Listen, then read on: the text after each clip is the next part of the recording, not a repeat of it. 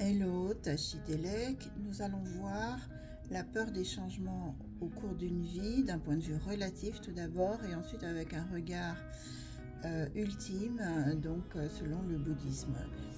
Toute vie est une succession de changements et pourtant chacun d'eux semble nous surprendre comme s'il était une anomalie. Nous savons intellectuellement que rien ne demeure identique, mais intérieurement nous résistons. La peur du changement n'est pas une faiblesse individuelle, elle est une constante humaine. Dès l'enfance, le changement s'impose sans demander la permission. Grandir, quitter une école, perdre l'innocence d'un regard simple sur le monde, autant de passages qui nous façonnent souvent dans l'incompréhension.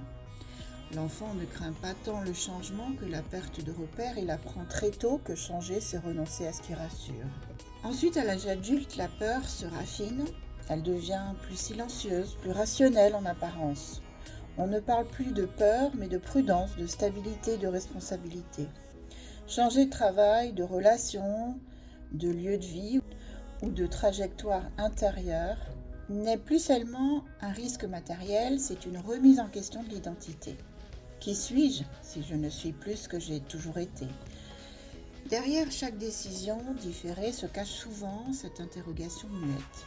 Certains changements ne sont pas choisis, la maladie, la perte, la séparation. Le vieillissement s'impose comme des fractures dans le récit que nous avions construit. Ces transformations subies génèrent une peur plus profonde encore, car elles nous rappellent notre vulnérabilité.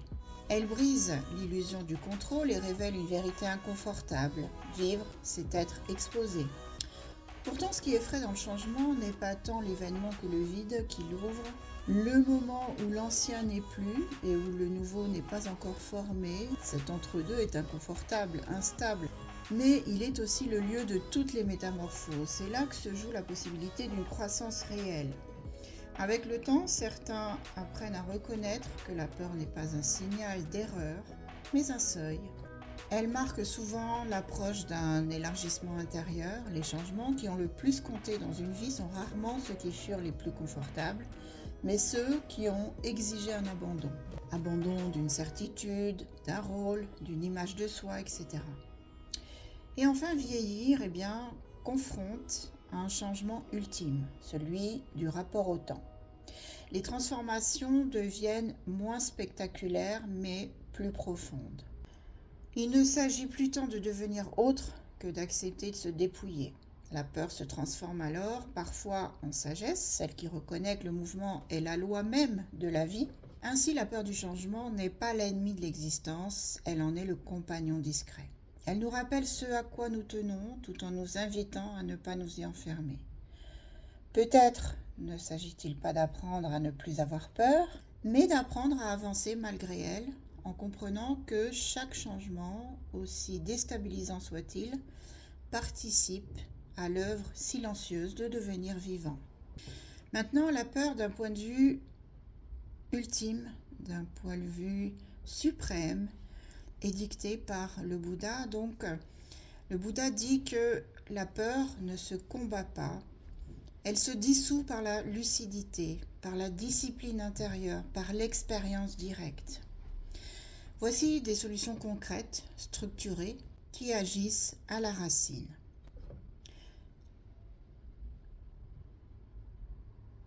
Alors tout d'abord, voir que la peur finalement n'existe que dans le futur imaginé. La peur du changement n'est jamais vécue ici et maintenant. C'est toujours une projection mentale. Alors pour désamorcer cela, il faut se poser peut-être la question de façon honnête et sincère. En cet instant précis, qu'est-ce qui me menace réellement ? Dans 99% des cas, la réponse est rien. La peur disparaît dès que le mental cesse de voyager. La peur est entretenue par le temps psychologique, pas par la réalité. Ensuite, le bouddhisme propose de déconstruire la croyance centrale en pensant je peux perdre quelque chose d'essentiel. Donc la peur repose sur une erreur fondamentale, l'idée qu'il existe vraiment quelque chose de fixe à préserver. Or, tout change déjà en permanence. Ce que l'on croit être nous, est déjà en mutation constante. Alors, un petit exercice de lucidité à réaliser, eh bien, c'est de lister ce que l'on craint de perdre. Et ensuite se demander, est-ce que cela m'a déjà été retiré, transformé ou dépassé par le passé? Si oui, et que nous sommes encore là, eh bien, c'est que la croyance s'effondre. Ensuite, comment passer de l'émotion au mécanisme? Une émotion n'est pas une vérité, c'est un processus biologique transitoire. Donc la peur, c'est une activation nerveuse, une montée d'adrénaline, une interprétation mentale, rien de sacré, rien de profond et rien de personnel non plus. Quand la peur surgit, eh bien, il est bien de la reconnaître et de la nommer.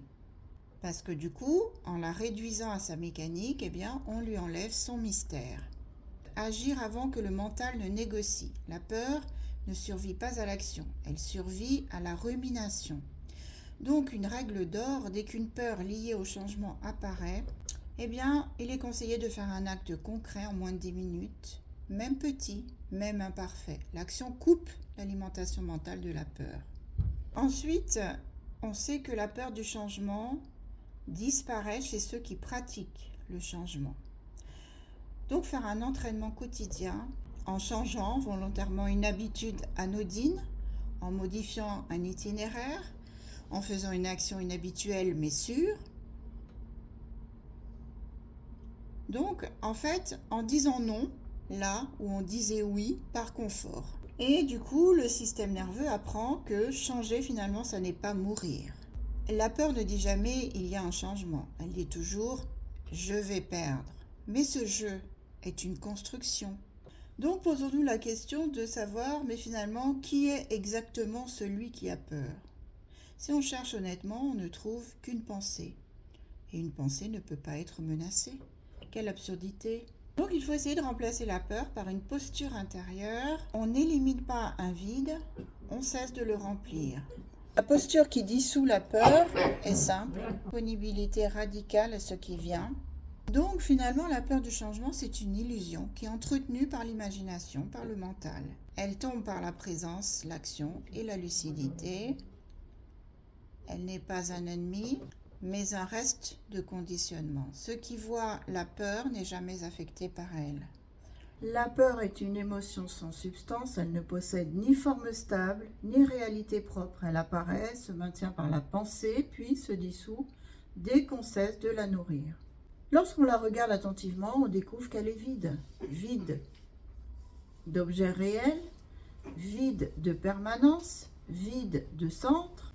La peur n'est jamais ce qui est, elle est toujours ce qui pourrait être. Elle naît dans l'écart entre l'instant présent et un futur imaginé, et elle disparaît dès que cet écart se referme. En ce sens, elle est semblable à une ombre, visible tant qu'on lui tourne le dos, inexistante dès qu'on se retourne. Reconnaître la vacuité de la peur ne signifie pas la nier, bien sûr, mais la voir pour ce qu'elle est. C'est une construction passagère de l'esprit, conditionnée, impersonnelle, sans essence. Lorsque cette vacuité est comprise, la peur cesse d'être un obstacle. Elle devient un simple phénomène parmi d'autres, surgissant et disparaissant dans l'espace de la conscience.